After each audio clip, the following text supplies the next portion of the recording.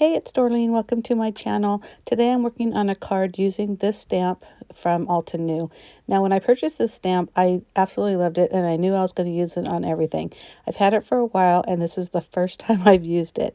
I'm putting the stamp on my Misty because I know I'm going to have to restamp and make sure that the placement is correct.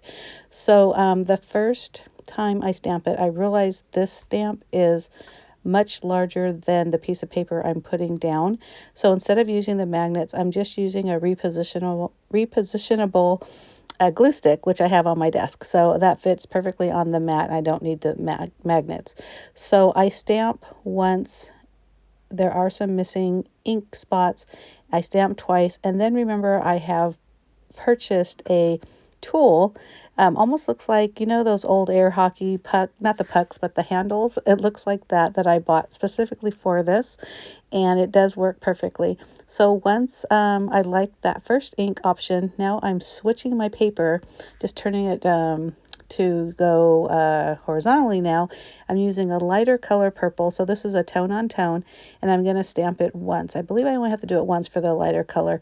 Probably because this is a much newer ink pad as well. But anyhow, I love it so far. It's so pretty.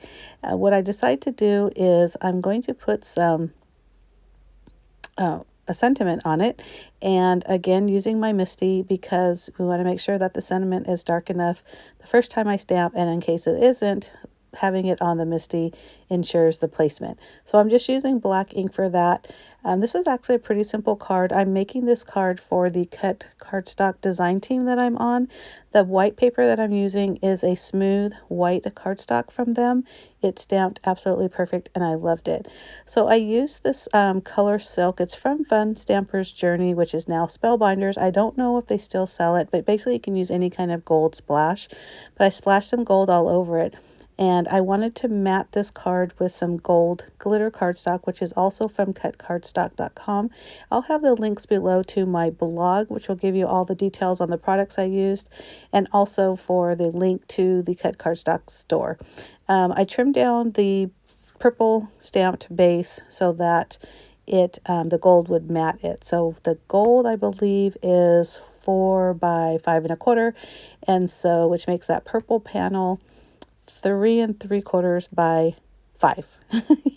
But like I mentioned before, just check my blog and I'll have the exact measurements there. So originally I created, or I made a card base using the other part of that white cardstock, and I really wasn't loving it.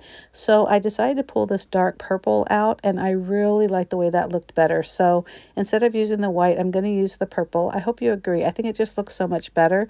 So I went ahead and cut it on the 8.5 side. So this card folds from the top. And once I just use my bone folder to burnish that down so it folds nicely.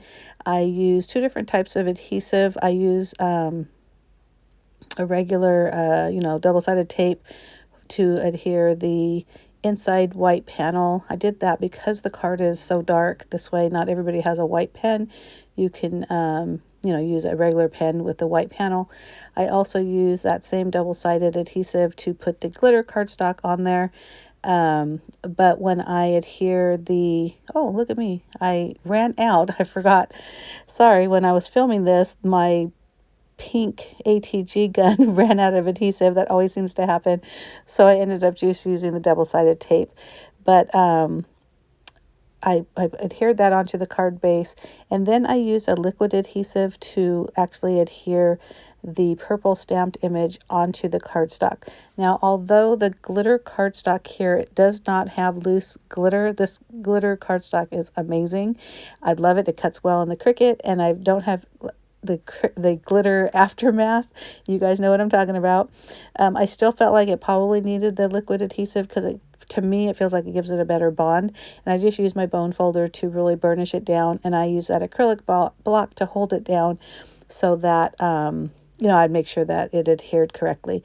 Now, even though everything I've done to that card, I think it's gorgeous, but it just needed something else. So I grabbed these skeleton leaves from my stash. I've had them forever. They're actually gifted to me from a woman named, she went by Rubber Paws.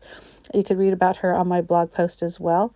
But I love the way that looked because it's subtle. You don't really, it doesn't really take away anything, but yet it does add so much.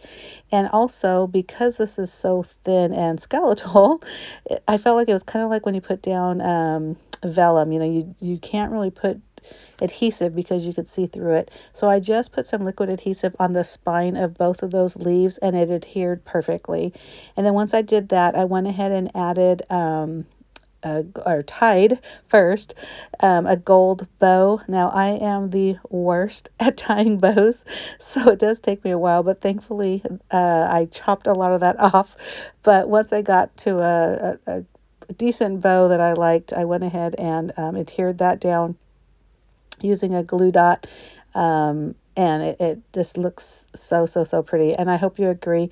Now please hit that like button if you like this video. Also hit the subscribe button if you're not already a subscriber.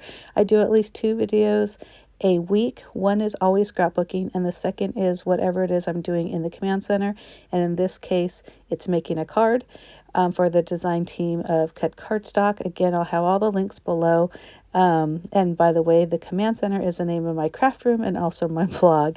But thank you so much for watching. Again, I hope you enjoyed this. If you have any questions or comments, please make sure you put those down below as well. But isn't that so super pretty? I hope you enjoy the still photos that I have at the end. And thank you so much for watching. Bye.